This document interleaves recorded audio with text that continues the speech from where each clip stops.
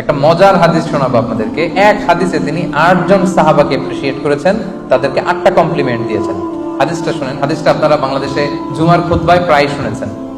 আরহামু উম্মতি বি উম্মতি আবু বকর। রাসূলুল্লাহ সাল্লাল্লাহু আলাইহি ওয়াসাল্লাম বলেছেন, আমার উম্মতের মধ্যে সবচেয়ে রহমদিল, সফট হার্টেড মানুষ হচ্ছে আবু বকর। আসলে উনি খুব সফট হার্টেড ছিলেন। উনি নামাজে দাঁড়ালে কান্নার কারণে তেলাওয়াতই করতে পারতেন না। আল্লাহ রাসূল সাল্লাল্লাহু আলাইহি ওয়াসাল্লাম ইন্তেকালের পরে উনি যখন খলিফা, উনি ইমাম, উনি নামাজ পড়াবে কি, উনি আলহামদুলিল্লাহি রাব্বিল আলামিন বলেই কান্না শুরু।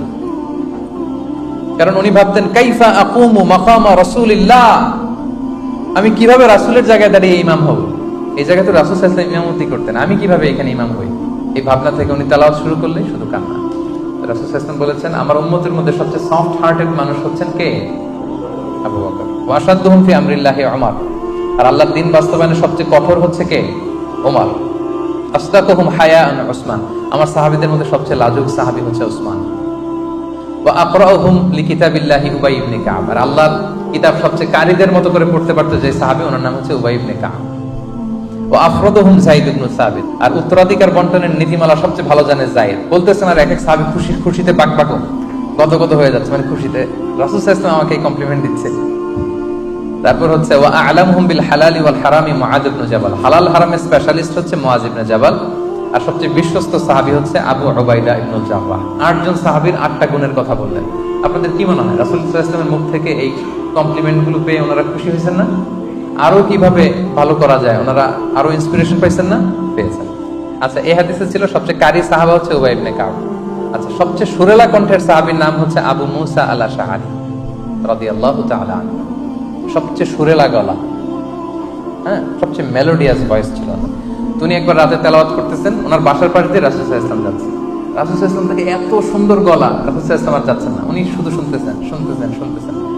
পরের দিন আবু মুসা আল আশআরীকে ডেকে রাসূল সাল্লাল্লাহু আলাইহি ওয়াসাল্লাম কি বললেন দেখেন। রাসূল সাল্লাল্লাহু আলাইহি ওয়াসাল্লাম বললেন, ইয়া আবা মুসা লাকাদ উতিতা মিজমারান মিন মাজামিরি আলি দাউদ।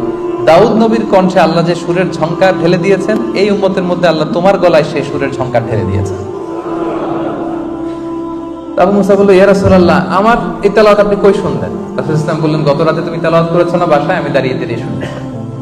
আবু মুসা বলতেছে, তাই নাকি? ইয়া রাসূলুল্লাহ, আমি তো জানি না। আমি যদি জানতাম যে আমার তেলাওয়াত আপনি শুনতেছেন, আমি ফজর পর্যন্ত তেলাওয়াত করতেই থাকতাম, তেলাওয়াত আর বন্ধ করতাম না। দাউদ আলাইহিস সালাম নবীদের মধ্যে সবচেয়ে সুন্দর কণ্ঠের অধিকারী ছিলেন। উনি যখন আকাবা সাগরের তীরে বসে জাবুর কিতাব তেলাওয়াত করতেন, আকাশের পাখিগুলো তেলাওয়াত শোনার জন্য নেমে যেত। সাগরের মাছ চলে আসতো, বনের পশু চলে আসতো, এত মেলোডিয়াস ভয়েস ছিল। রাসূল সাল্লাল্লাহু আলাইহি ওয়াসাল্লাম বললেন, দাউদ নবীর কণ্ঠে যে সুরের ঝংকার, এই সাহাবীদের মধ্যে তোমার কণ্ঠে আল্লাহ সেই সুরের ঝংকার দিয়েছেন। সুবহানাল্লাহ। তাহলে দেখেন, কমপ্লিমেন্ট দিতে, এপ্রিসিয়েশনে কিন্তু রাসূল সাল্লাল্লাহু আলাইহি ওয়াসাল্লাম কখনো কার্পণ্যতা করেননি। কিন্তু আমাদের মধ্যে প্রায় কেমন যেন এই কার্পণ্যতা দেখা যায়। আমরা গুণগ্রাহী হতে চাই না, আমরা ক্রেডিট দিতে চাই না। আরেকটা মজার ব্যাপার হচ্ছে যে রাসূল সাল্লাল্লাহু আলাইহি ওয়াসাল্লাম শুধু যে সাহাবীদের মধ্যেই যারা কোয়ালিফাইড তাদেরই প্রশংসা করেছেন, এপ্রিসিয়েশন করেছেন এমন না। তিনি অনেক নন মুসলিমকেও ক্রেডিট দিয়েছেন। অমুসলিম, তারা মুসলিম না, তারপর রাসূল সাল্লাল্লাহু আলাইহি ওয়াসাল্লাম তাদের কি করেছেন?